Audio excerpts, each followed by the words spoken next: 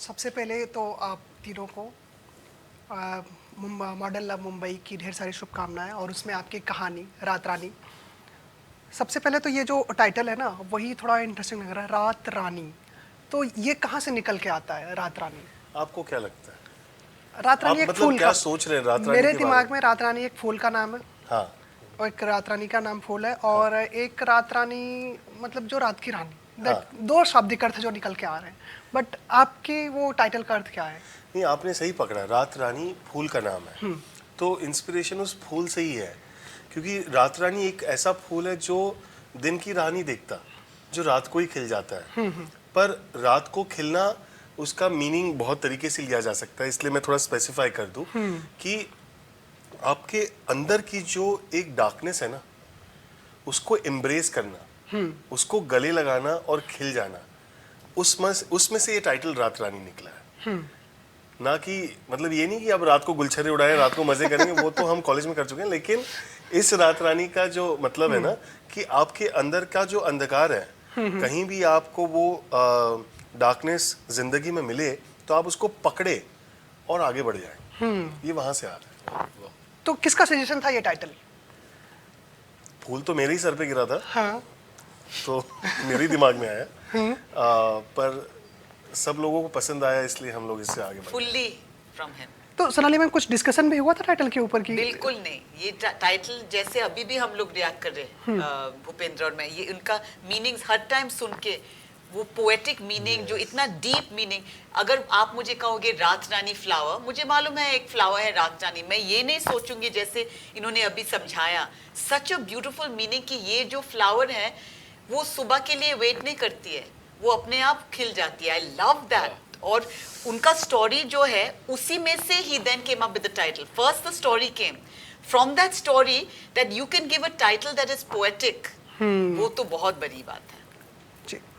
तो पहले Mumbai model of Mumbai का कॉन्सेप्ट आता है या पहले आपकी जो स्टोरी है उसका कॉन्सेप्ट आता है? ये स्टोरी का कॉन्सेप्ट बेसिकली मैं ये जानना चाहूँ कैसे आगे आता है, क्या कुछ कैसे इसकी शुरुआत होती है?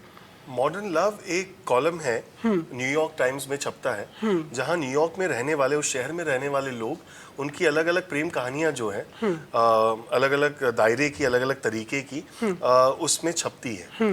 तो उस ब्लॉग को दिया गया और उसे उसको अडेप्ट करना था आपको बम्बई शहर में। अच्छा। तो यहाँ के लोग, यहाँ की ये कहानी अब आप देखेंगे, और मैं आपको ये ना बताऊं कि ये न्यूयॉर्क का एक ब्लॉग है तो आप सोचेंगे ये यहीं की कहानी है। जी। तो पर इंस्पिरेशन उस बंदी से आती है जिसने ये कहानी न्यूयॉर्क टाइम्स के उस ब्लॉग मॉडर्न लव में बिल्कुल नेकेड तरीके से उसने अपनी कहानी उस कॉलम में लिखी। वहाँ से ये शुरुआत होती है। तो पहले आप लोगों को क्या आप लोगों को पहले ये कहा गया कि अडॉप्ट करिए, या फिर आपकी ये स्टोरी जो थी जो आप लोगों ने रात रानी तैयार, ये पहले से कुछ दिमाग में चल रहे थे किस तरह की कुछ स्टोरी बनानी है, या बाद में डेवलप किया? नहीं, ये पहले से कैसे चल सकता है? मतलब अगर आपने कोई ब्लॉग पढ़ा है तो उसी से इंस्पायर्ड कुछ इमेजेस आती हैं आपके दिमाग में, वहीं से शुरू होता है। और आइडिया था रोंगीता और ईशिता नंदी का, जो ये शो का प्रोड्यूसर्स और शो रनर्स हैं, कि ये जो मॉडर्न लव 2 सीजन, उस टाइम 1 सीजन हो चुका था यूएस में, कि हमें भी ये इंडिया में हमें ये ले आना चाहते हैं, राइट? तो दे अप्रोच्ड अस कि हमें मॉडर्न लव मुंबई करना है, इंटरेस्टेड हो कि नहीं? फिर वो फर्स्ट स्टेप था। फिर सेकंड स्टेप था कि अभी ये ब्लॉग है, अभी इस ब्लॉग को अडेप्ट करो। जी। और इंटरेस्टिंग चीज ये है कि ये मॉडर्न लव जो यूएस में सीजन हो चुका है, जो हाँ लोगों ने देखा है अमेजॉन प्राइम वीडियो पर, ये कॉपी नहीं है, ये एक नया ब्लॉग है, एक नई कहानी है, एक नई जिंदगी है, जिसका रूपांतर जो है, अडेप्टेशन जो है, वो बॉम्बे सिटी में किया गया है। तो आप लोग स्टार्ट से ही मतलब एक साथ इस पर काम कर रहे थे, या फिर पहले आप आए, या फिर पहले आप आए फिर आप लोग, क्योंकि इससे पहले स्काई पिंक पे भी आप लोग साथ काम कर चुके हैं, तो एक साथ वो जोड़ी बनी हुई थी, तो फिर आप दोनों का साथ आने का वो कैसे रहा? सोनाली हमेशा पहले आती है, मैं बाद में आता हूँ। हमने मार्गरीटा विद स्ट्रॉबेरी 2 फिल्म्स कर चुके हैं, चिटागोंग भी। तो नहीं, ऐसा था कि ये रोंगीता और ईशिता नंदी ने जब मुझे अप्रोच किया कि ऐसा है और एक स्क्रिप्ट होगा और एक आप खुद लिख सकते हैं, लेकिन मैंने ऑलवेज खुद के स्क्रिप्ट्स लिखा है, को रिटन, कभी किसी का स्क्रिप्ट नहीं किया। तो मैंने नीलेश को बोला, क्योंकि हमने 2 फिल्म्स ऑलरेडी साथ में काम किया और मुझे लगा कि नीलेश बहुत ही अमेजिंग राइटर है और वो खुद लिखे और मैं खुद डायरेक्ट करूँ, ये नहीं कि हम को राइट करें और को डायरेक्ट करें। तो मैंने नीलेश को रिक्वेस्ट किया कि क्यों, अपना फीचर भी लिख रहा था उस वक्त और अभी भी he is about to direct his own feature, he is actually a director, writer director like me. तो मैंने कहा प्लीज यार एक ये छोटा ही फिल्म है यार, शॉर्ट फिल्म है, कर दो। तो कितना वक्त लगा आपको लिखने में? ये वक्त एक्चुअली लिखने में बहुत फास्ट लिखी गई है कहानी। मतलब तब एक प्रेशर था, एक डेडलाइन थी, तो उस चक्कर में। पर मुझे लगता है ये ब्लॉग इतना अमेजिंग था, में पूरा कट टू फिनिश। ये ब्लॉग इतना अमेजिंग था और उसमें इतनी सारी, उस ब्लॉग को पढ़ने के बाद इतनी सारी आपकी मेमोरीज इवोक होती है ना कि मतलब फटाफट इमेजेस सामने आने लगी। फिर ये था कि अब बहुत सारी इमेजेस आपकी आंखों के सामने आ रही है, पर इनको कहानी में कैसे बुने, बोलना क्या है यहाँ पर, वो फिगर आउट करना था। और I think it was also inspiring to have Sonali as a director, क्योंकि मैं इनको इतने साल से जानता हूँ ना, तो आप सेकंड गेस नहीं करते हो, आप ये नहीं सोचते हो इनको ये पसंद आएगा कि इनको वो पसंद आएगा। आपको एक कॉन्फिडेंस होता है कि जिस तरह की कहानियाँ, जिस तरह के कैरेक्टर्स हम बोलना चाहते हैं, उस पर हमारी इतनी बातें हो चुकी है। So that helped a lot in crystallising that those images into a story very fast. जी, जब फिल्मों की बात आती है या फिर इस तरह की स्टोरीज़ की बात आती है, वेब सीरीज़ की बात है, तो कास्टिंग उसका बहुत अहम योगदान होता है। तो वहाँ पे फातिमा और ये आते हैं, तो वो कास्टिंग का नज़रिया, कास्टिंग का वो जो इन दोनों कलाकारों को कास्ट करने का वो आइडिया किसका था? क्यों यही 2 कलाकार कास्ट किए गए? ये दोनों परफेक्ट है ये रोल्स के लिए, और बाद में पता चला कि परफेक्ट से बियॉन्ड परफेक्ट, अगर ऐसा कुछ वर्ड है वो लोग ये है। कैसे हम इनको चुने? फातिमा सना शेख का काम हमें मालूम था और रोंगीता इश्ता नंदी ने सजेस्ट किया ये कैरेक्टर पर के, और हमें बहुत पसंद आया। उसको स्क्रिप्ट दिया गया, प्रोड्यूसर्स ने, उसको बहुत पसंद आया स्क्रिप्ट। वो उसने मुझे एक लंबा सा मैसेज लिखी, that I love your work, I love margarita with the straw, I want to work with you. I said come over यार, जस्ट कम ओवर। उसका मैसेज इतना स्वीट और स्पॉन्टेनियस क्यूट था, मैंने कहा अरे आ जाओ। तो she just came over you know to my house, और नीलेश भी आया, तो तीनों हमने मिले and we really bonded. Nilesh और उनका दोस्ती है काफी साल से, दंगल के टाइम से। I didn't know her at all. तो फातिमा ने रियली बहुत डीप काम किया 1 महीने तक, डायलेक्ट कोच के साथ, कैरेक्टर्स के साथ, वो स्किन के अंदर घुसने के लिए। बहुत अमेजिंग, न्यूएंस्ड, ऑथेंटिक। अभी आया ये बहुत इंपॉर्टेंट कैरेक्टर मेरे लिए, लुत्फी, जो लाली का काउंटर पार्ट है, लुत्फी। अगर लुत्फी करेक्ट ना हो तो पूरा film fall flat, absolutely fall flat. Lutfi का सीन्स बहुत क्रिटिकल है, स्टोरी बिल्कुल का कोई मायने नहीं है, और story won't stand if you don't have the right Lutfi. तो वेरी इंपॉर्टेंट था। तो मेरा बहुत बढ़िया कास्टिंग डायरेक्टर गौतम किशन चंदानी, काफ़ी लोगों, काफ़ी एक्टर्स का ऑडिशंस दिखाया मुझे पसंद नहीं आया, काफ़ी महीनों से चल रहा था। फिर एक ऐसा ऑडिशन आया जो भूपेंद्र ने दिया, और इतना ऑनेस्ट था, इतना एनर्जेटिक और प्योर और ब्यूटीफुल था कि हमने बिल्कुल, मैंने बोला कि यही है लुत्फी। जी, भूपेंद्र, आपने क्या समझ के ऑडिशन, क्या सोच के ऑडिशन दिया था कि इतने ऑडिशन के बीच में आपका ही ऑडिशन सेलेक्ट किया गया? तो वो टाइम जब आपने ऑडिशन की वीडियो भेजी थी या फिर किस तरह से ऑडिशन दिया था, तब आपके दिमाग में क्या चल रहा था? सर, एक्टर्स के ऊपर प्रेशर होता है पास होने का, सेलेक्ट होने का। पप्पू पास हो गया। बहुत बड़ा प्रेशर होता है वो, कि मैं ये क्रैक कर दूं और आगे बढ़ जाऊं, लेकिन वही प्रेशर ना रख पाना और उसकी तह तक जाना एक एक्टर के लिए बहुत इंपॉर्टेंट होता है। तो जब मुझे पता लगा कि, जब मुझे फ़ोन आया गौतम सर के यहाँ से, सोफिया ने फ़ोन किया और कहा कि एक कमाल की कहानी है, आप ऑडिशन देने आइए। तो मैं वहाँ पे ऑडिशन देने के लिए गया, और मेरे जहन में बिल्कुल भी नहीं था कि मैं इसको क्रैक कर दूंगा, मैं सेलेक्ट हो जाऊंगा। मेरे लिए इम्पोर्टेंट था कि जो मिला है मुझे आज, ये क्या है। और क्योंकि एज एन एक्टर आप ऑडिशन देते रहते हो, तो आप तमाम स्क्रिप्ट देखते रहते हो कि इसने कैसा लिखा। ये मेरे लिए बहुत ही सिंपल स्क्रिप्ट थी, बहुत ही साधारण सी स्क्रिप्ट लगी मुझे। लेकिन जब मैंने देखा कि इतनी साधारण स्क्रिप्ट नहीं हो सकती है, इसके एक सीन पढ़ के आप कांट डिसाइड कि ये क्या है। उसके बाद जो सोफिया थी, उन्होंने मुझे पूरी तरह से उसका ब्रीफ दिया, पूरा उस कैरेक्टर का और उस कहानी का जो जो उसकी जो धारणा थी कैरेक्टर की या कहानीकार के तौर पे इनका जो कॉल था वो सब मुझ तक पहुंचा उनसे डिस्कशन के अंदर। और उसके बाद हमने 2-2.5 घंटे डिस्कस करने के बाद इसका टेस्ट दिया। और मेरे जहन में ये 1 मिनट के लिए नहीं था कि मैं इसमें सेलेक्ट हो जाऊंगा। मेरे लिए उस वक्त ये इंपॉर्टेंट था कि जो ये मुझे मिला है मुझे इसको बस जीना है। और मैं ये बिल्कुल भी एग्जैजरेट नहीं कर रहा हूँ कि मुझे जीना है, मैं अपनी तारीफ आई रियली, क्योंकि बहुत कम मिलते हैं ऐसे टेस्ट आपको जहाँ पे आपको ना परफॉर्म करने से ज़्यादा रहने का मौका मिलता है। वो हुआ, एक टेक हुआ, उनको पसंद आया, बात आगे बढ़ी और फिर मुझे सीधा कॉल आया, मतलब मैसेज आया सोनाली मैम का। अपने घर पे था कोटा में, एंड शी सेड कि आपका ऑडिशन देखा और फ़ौरन मुझे आप पसंद आया और आप ऑन बोर्ड हैं। अपने पेरेंट्स को कहा मैंने और वहाँ से जर्नी स्टार्ट हुई। उसका जन्मदिन था उस दिन। मेरा अभी प्रमोशंस में हमें पता चला उसका जन्मदिन था और दोस्तों ने कहा रहा था कि हम कब जा रहे बाहर, कब जा रहे। उसने सोचा फटाक से हो जाएगा ऑडिशन, 1 घंटा से देर थोड़ी लगता कोई ऑडिशन, नहीं लगता है। लेकिन भूपेंद्र ने 2.5 hours वो स्क्रिप्ट के ऊपर ध्यान दिया और सोचा, हाँ, डिस्कस किया, सोचा कि ये कैरेक्टर कैसा है, ये स्टोरी कैसा है, फिर ऑडिशन दिया। उसका बर्थडे तो ये हो गया, लेकिन सबसे अच्छा है कि हिज बर्थडे गिफ्ट इज रात रानी, और हमारे लिए भी return gift that you are Lutfi in Raat Rani. Return gift. जी भूपेंद्र, एक चीज़ और, अगर कहें ना हर सिक्के के 2 पहलू होते हैं, तो इसमें भी आपके लिए 2 पहलू थे। फातिमा के साथ काम करना एक अपॉर्चुनिटी था, एक कहीं ओवरशैडो होने का डर भी था, तो आपने इसे किस तरह से लिया? एक एक्टर की सबसे ख़राब चीज़ होती है इनसिक्योरिटी, कि मैं किसी से ओवरशैडो हो जाऊंगा। आई थिंक जब आप एक कैरेक्टर प्ले करते हो और आप उसकी ऑनेस्टी पर बिलीव करते हो तो ऐसी धारणा कभी आती नहीं है, मतलब मेरे जहन में तो नहीं आई। रही बात फातिमा सना शेख की, वो इतनी हार्ड वर्किंग इंसान है। जब मैं उनसे मिला तभी आई रियलाइज़ कि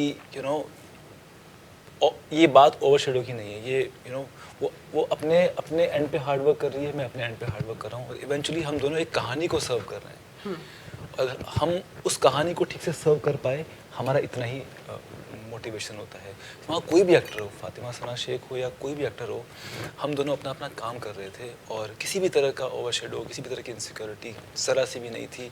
कहानी इतनी प्यारी थी, संवाद इतने अच्छे थे कि हमारा ध्यान ना उन पे बेस्ट होने का था। उसका डायलेक्ट, उसके इमोशंस, उसकी कॉम्प्लिकेशंस, उसी में वक्त गुजर गया। ये सोचने का मौका ही नहीं मिला कि कौन किसको ओवरशैडो करे। लेकिन आपका प्रश्न बहुत एक्चुअली वेरी वैल्यूएबल, इम्पोर्टेंट है, क्योंकि इट्स वेरी नेचुरल कि एक नया एक्टर एक स्टार के सामने ओवरशैडो फील हो।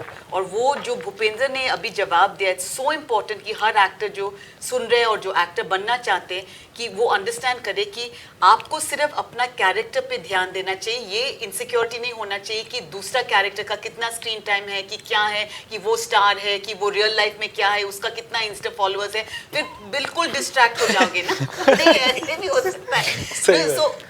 और मुझे एज ए डायरेक्टर ना, मेरा जो प्रोसेस है, मैं जो विश्वास करती हूँ कि 2 किस्म का एक्टिंग है। एक है पॉन्ड, बांग्ला में আমি বাঙালি, আমি মানে হিন্দি ভাষা কেন শুধু হিন্দিতে বলবো, আমি বাংলায় বলি যে পুকুর, পন্ড হচ্ছে পুকুর, तो हिंदी में पॉन्ड क्या है, नहीं पुकुर, जो बंगाली में हम पुकुर बोलते हैं। हाँ, पॉन्ड एक्टिंग मतलब stagnant, it's a stagnant little bit of water, stagnant acting. और दूसरा है रिवर एक्टिंग, नदी से जो एक्टिंग है। तो 2 एक्टर्स हैं, एक एक्टर से जो अगर वो करंट उठ जाए और दूसरे एक्टर से वो करंट उठ जाए एंड दे क्रॉस, उसको मैं बोलती हूँ रिवर एक्टिंग। मुझे चाहिए river acting, not pond acting. ये जो जवाब दिया, जो ये ओवरशैडो की बात है, दैट इज पॉन्ड एक्टिंग, कि हर एक्टर अपने आप का धमाका परफॉर्मेंस दे दे कि मेरा क्या है, मैं अपना डायलॉग दे दूं, मेरा ये रिवर एक्टिंग। और ये दोनों ने रिवर एक्टिंग किया। जेनरस एक्टर्स जो इनसिक्योर नहीं है रिवर एक्टिंग करते हैं, that is when it's beautiful, क्योंकि रिश्ता इज व्हाट्स इंपॉर्टेंट, नॉट खुद एक्टर का कि फिल्म फेयर अवार्ड मिल गया best actor, because it is रिश्ता क्या है। अभी मैं कह रही हूँ जैसे ऑफ स्क्रीन पे हमारा जो काम था, हम इम्प्रोव्स करते एक्टर्स के साथ कि तुम्हारा रिश्ता क्या है, कि 5 साल पहले तुम लोग जब पहले मिले थे क्या हुआ था तुम्हारे पहली डेट पर, ये स्क्रिप्ट में है ही नहीं, लेकिन तुमने जब पहले इस लड़की को देखा तुमने क्या फील किया, कॉफी शॉप में क्या हुआ, हम वो सीन करते हैं। तो इससे भी वो रिश्ता जुड़ता है। Okay, that's very very important for me and these 2 actors believed in that. To give an example, shoot पे हर दिन 5:30 बजे हमें जाना पड़ रहा है, इनको आने की जरूरत नहीं, इनका 2 दिन का शूट है, हर दिन वो आए अपने को एक्टर को सपोर्ट करने, क्योंकि 1 महीने तक इन दोनों ने साथ में कश्मीरी डायलेक्ट कोचिंग के साथ किया, ये सब किया। अभी शूट के टाइम फातिमा को लग रहा था कि इनके साथ उसका बेस्ट उसका प्रैक्टिस हो रहा है, लाइंस एक्सेट्रा, तो उसने बोला भूपी आएगा, बोला माय गॉड 100%, लेकिन इवन फातिमा डिडंट एक्सपेक्ट कि सुबह 5:30 बजे से जब भी हो कि हमारा शूट टाइम है, हमें रहना है, Bhupi was there, he could have been relaxing at home. That is how giving, that your co-actor needs you, will you be there for them, nothing to do with you, you're just there on the sideline. Amazing, I found that amazingly generous and committed. Really appreciable. मेरा Bengali edit मत करना, उसको रहने दो यार, India है, हर भाषा होना आओ चाहिए। चलो मारवाड़ी भी बोलो तो। थोड़ी सी जो कहानी है, कहानी का जो बैकड्रॉप है, कश्मीर पे और रचा गया है, उसको वहाँ पे क्रिएट किया, क्या रीज़न था कि कश्मीर को चुना जाए, वहाँ की स्टोरी दिखाई जाए, वहाँ के कुछ कैरेक्टर्स को इस तरह से दिखाया जाए, कश्मीर को ही क्यों? बैकड्रॉप कश्मीर का नहीं है, बैकड्रॉप बॉम्बे का। बॉम्बे का है, बट कैरेक्टर का जो बेस है वो कश्मीरी है। कैरेक्टर का बेस भी बॉम्बे है, कैरेक्टर कश्मीर, उसका बचपन कश्मीर में गुजरा है। अच्छा। अब वो बम्बई में रहते हैं, वो बम्बई के लोग हैं, हाँ। है ना। तो हम जहाँ से भी आए, हम कश्मीर से आए, बंगाल से आए, जहाँ से भी आए, हम बम्बई के हो जाते हैं। हाँ। तो कहानी इसलिए वो इतनी इंटरेस्टिंग है। और इंटरेस्टिंग कश्मीर क्यों नहीं, मैं वही बोल रहा हूँ, क्यों नहीं। राजस्थान से आते पूछा राजस्थान के क्यों बनाया, आप अरुणाचल क्यों बनाया, कलकत्ता क्यों बनाया, नहीं पूछते, हम नहीं पूछते हैं। Actually, पर आप यहाँ पूछ इसलिए रहे हैं क्योंकि उसके कश्मीर के और भी बहुत मायने हैं। और भी मायने हैं दरअसल। और मैं बोल रहा हूँ, मैं वही जवाब ही दे रहा हूँ कि मैं बोल रहा हूँ उन मायनों की कहानी नहीं है ये। आ गए लाइफ बनाने, कुछ हुआ, कुछ रिश्ते बने, कुछ बिगड़े, खुद को ढूंढा, खुद को संभाला, आगे बढ़ गए, बस ऐसे ही बोल दी हमने। अच्छा इसीलिए बोली जी। कश्मीर के ऊपर कहानी जब बनती है तो वो सारे जो मायने होते हैं ना, उनको लेकर तो फिल्में बनती ही हैं, पर ऐसे क्यों नहीं बन सकती, बोल दिया हमने। क्योंकि मैं इसलिए बता रहा था क्योंकि जब आप प्लॉट डेवलप करते हैं, कैरेक्टर डेवलप करते हैं, तो उसके हर एक चीज़ों की कुछ ना कुछ मीनिंग होती है, कुछ यही ना कुछ मीनिंग रीजंस होते है, हैं। मैंने आपको मीनिंग ही बताया है, ऐसे ही बोल दी, ये मीनिंग है। अब बात मैं समझा पा रहा हूँ, आप तक पहुँच रही मुझे पता नहीं, पर क्यों नहीं बोल सकते हम इतनी आसानी से, क्यों नहीं। वो बंदा बम्बई में आके अपनी आइडेंटिटी जो है हमारी, हम जहाँ से भी आते हैं, हम जब बम्बई एक कोई भी शहर में जब जाते हैं ना, शहर में क्यों आते हैं लोग, यही वो कहानी में दिखता है कि शहर में आके क्या वो चीज़ें हैं जिनसे हम भाग रहे हैं या जिनको हम ढूंढ रहे हैं अपने अंदर, कि भीड़ के अंदर खो जाना कभी कभी ठीक लगता है, ना कि 10 लोगों का हमको घूरना एक छोटे गांव में। ऐसा क्यों लगता है? वो यूनिवर्सल है, वो सिर्फ कश्मीर से कोई आएगा तो उसके साथ होगा ऐसा नहीं है। पर ये ज़रूरी है कि कश्मीर से जो आ रहा है उसकी भी कहानी उतनी आसानी से भी बताई जा सकती है, क्यों नहीं बताई जा सकती? जी, जैसा कि नाम है शो का, मॉडर्न लव, तो पहले और जो पुराना लव था, मॉडर्न लव है, दोनों में क्या कुछ चेंजेस देखते हैं? अब मॉडर्न लव में कितना कुछ बदलाव देखते हैं? आप तीनों से एक सवाल रहेगा। वहाँ से शुरू करते हैं, ये सबसे ज़्यादा मॉडर्न है ना, एज वाइज सबसे मॉडर्न है वो। जी वहाँ से स्टार्ट करेंगे। मैं बोलती हूँ, ये लोग पहले आप ये लड़कों कर रहे हैं।